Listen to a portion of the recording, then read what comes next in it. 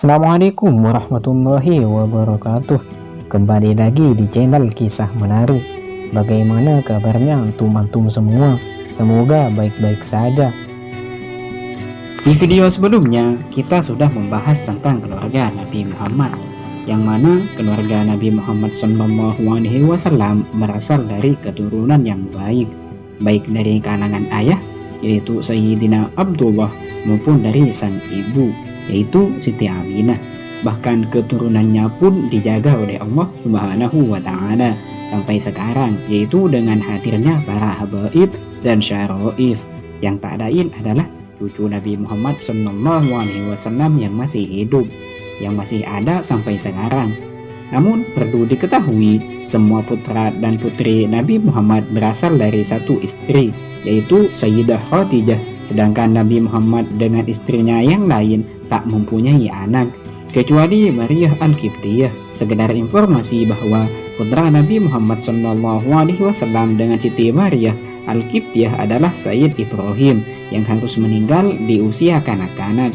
Perlu diketahui juga bahwa semua putra dan putri Rasulullah berjumlah 7 orang yang terdiri dari 3 orang putra dan 4 orang putri. Mereka adalah Sayyidina Qasim, Siti Zainab, Siti Ruqayyah, Siti Ummu Kulsum, Siti Fatimah, dan Sayyid Abdullah.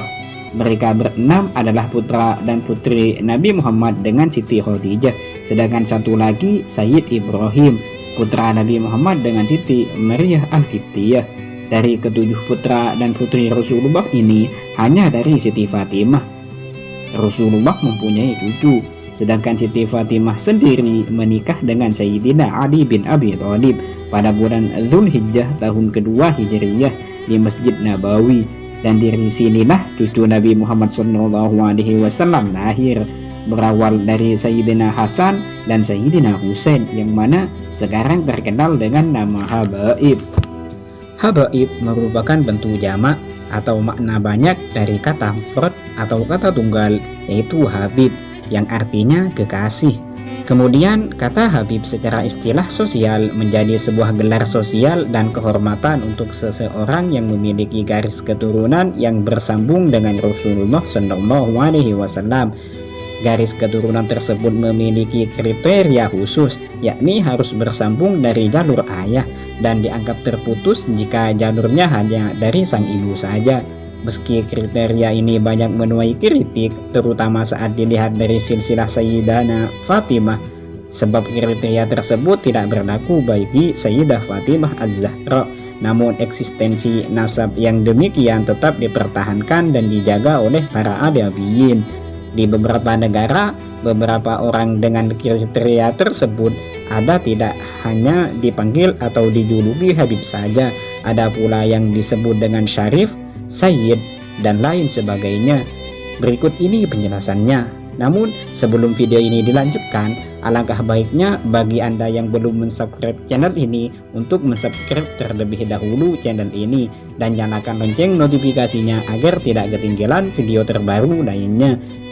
Julukan pertama yaitu Syarif, biasanya ditunjukkan untuk keturunan Sayyidina Hasan radhiyallahu anhu. Contohnya syarif-syarif di Mekah. Pemakaian gelar syarif di Mekah kemudian juga dipakai oleh para keturunan Sayyidina Husain yang menjadi sultan-sultan di Nusantara, seperti Sultan Syarif Abdurrahman Al-Ghadri Pontianak. Yang kedua, Sayyid, dapat digunakan untuk keturunan Sayyidina Hasan radhiyallahu anhu dan Sayyidina Husain radhiyallahu anhu. Yang ketiga, Habib, jamaknya Habaib, gelar yang banyak digunakan di Indonesia dan Asia Tenggara. Yang kedua, Sayyid, digunakan di Malaysia.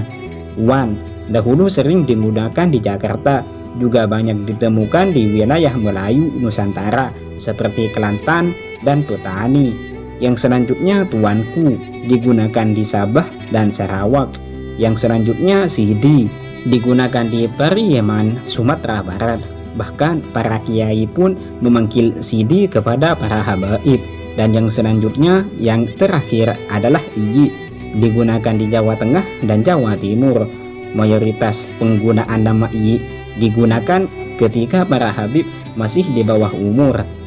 Dari komunitas habaib tersebut kemudian muncullah marga yang bisa diartikan strata sosial dari kalangan habaib yang ditandai dengan sebutan khusus bagi keluarga masing-masing yang terbagi dalam dua fase besar, yaitu yang pertama fase awal. Fase awal ini berjumlah 8. Yang pertama as-sajjad yang banyak sujud. Yang kedua al-bagir atau membelah bermakna mengetahui asal dan rahasia ilmu.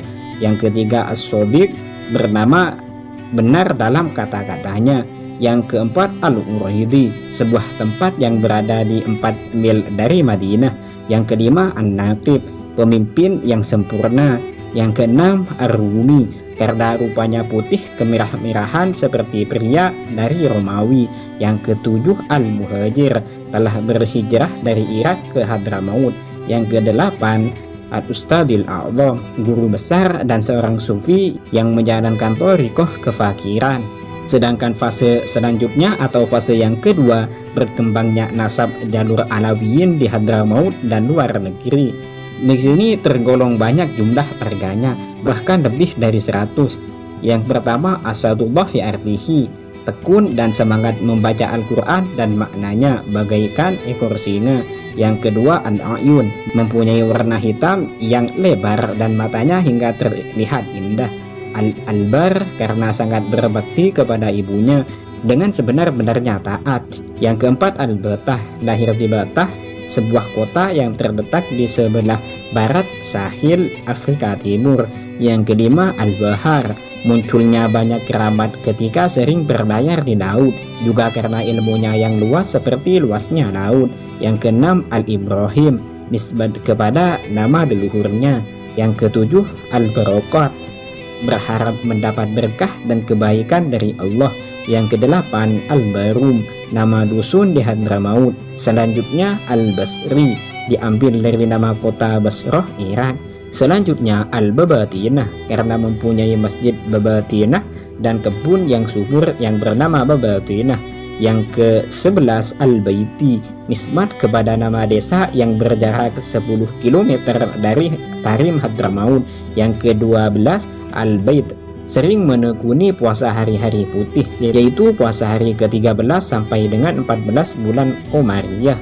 Yang ke-13 al-Babarik, berasal dari Waliullah Ahmad Babarik bin Abdurrahman bin Muhammad bin Abdullah. Selanjutnya al-Turabi, karena sangat tawadu dan mengumpamakan dirinya dengan tanah.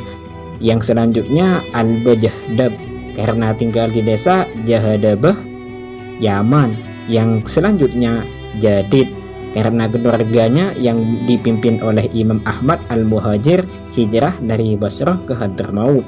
Yang selanjutnya al-Juhri, bermakna banyak, yang diantaranya anak kecil kesayangan yang berbadan gemuk dan kekar.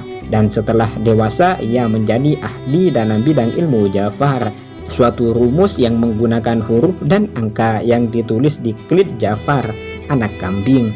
Yang selanjutnya Jamalul Lail, selama hidupnya selalu mengisi malam-malam dengan berbagai macam ibadah. Yang selanjutnya bin Jindan, anak cucu dari Syekh Abu Bakar bin Salim. Yang selanjutnya Al-Jannah, terkenal dengan ilmu kemuliaan dan ibadahnya. Selain itu juga karena sering berdoa dan sangat merindukan surga. Yang selanjutnya Al-Junaid, tabarukan kepada Syekh Junaid bin Muhammad, seorang Sayyid Atadiyah As-Sufiyah yang terkenal. Yang selanjutnya Al-Junaidul Akhdar, sama seperti yang di atas. Yang selanjutnya yang nomor 23 Al-Hamid, karena orang tuanya menginginkan anaknya menjadi orang yang bersyukur kepada Allah Subhanahu wa Ta'ala dengan memujinya. Yang ke-24 Al-Habsyi, karena sering bepergian ke kota Habasyah, Afrika, dan pernah tinggal selama 20 tahun untuk dakwah.